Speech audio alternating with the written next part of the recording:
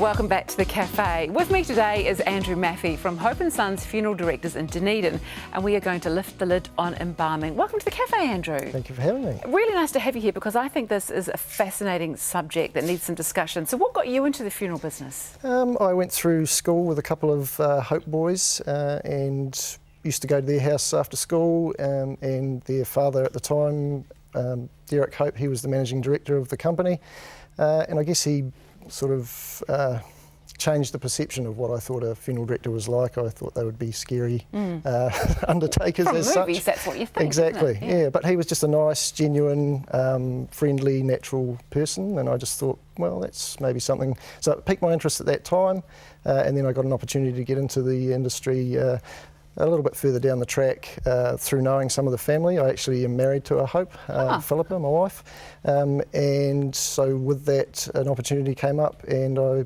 decided to give it a try. It was something I wasn't sure whether it would be something I could do or not. It's not the sort of job that you know until you try it. Exactly. But yeah, that's 18 years ago now and I wouldn't be doing anything else. I love it. You must be doing something right then. So tell me a little bit, can you explain to me what embalming is? So embalming is a process of circulating a preservative fluid around the arterial system within the body, and that preserves the body and stops any breakdown of the body in terms of the time of death through until the funeral time. So. Okay, so obviously for viewing that's a big thing. Is it common to be embalmed in New Zealand? Reasonably common, yes. I'd say probably in my experience around 80% to maybe even more than that of people are embalmed. Yeah. And what it does is it gives people the opportunity to spend time with their loved one. There's a couple of reasons for embalming. There's the preservation side of things, which means that people can comfortably view, touch a person, those sorts of things. And then there's the presentation side, which involves the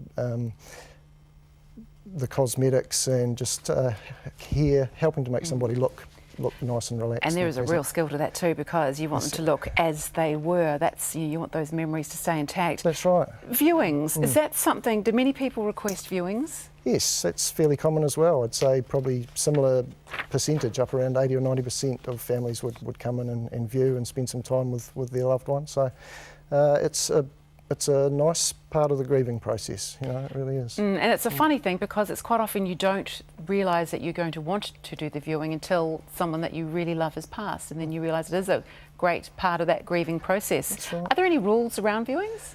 No, there's not. No, anyone can view, and we encourage it.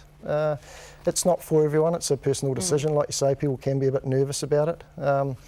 But we try and step people through that as just easily as we can, and explain the step, and they'll come in to see mum or dad in the casket, dressed in their clothes. And viewing's come a long way. I mean, now people are dressed in their own clothes.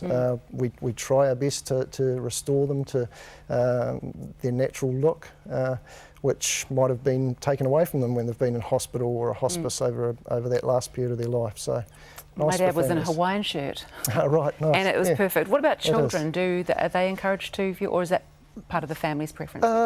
It's a decision for families, and they're often a wee bit nervous about it, but we certainly encourage it. It used to be, and I think it was just something that people thought was probably correct, was just to keep children away from death in a way. Yeah. So it used to be grandma was there one day and the next she wasn't, which probably in hindsight wasn't the best. No. And kids are resilient, and they're great. They come in, they ask questions, they touch, and they realise that grandma or granddad's cold, and they wonder why, and you can explain that their body's stopped working and therefore it is cold, and it's a good way for them to process the whole exactly part of that grieving process. So how do you restore someone to make them look more lifelike, because obviously that's what you're after? Sure. Well, part of the embalming process, there's a preservative factor to that.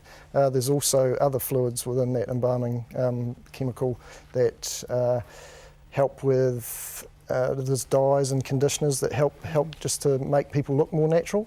And then we've got the cosmetics as well, and part of that is just to restore people back to a natural look. When somebody dies, they're very pale because the blood stopped circulating around their body, so they're pale.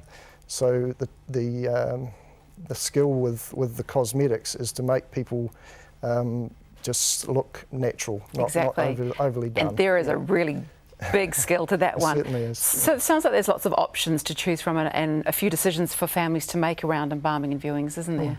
There is, and it's completely personal preference, you know. We try and explain the benefits of embalming because it does give people time.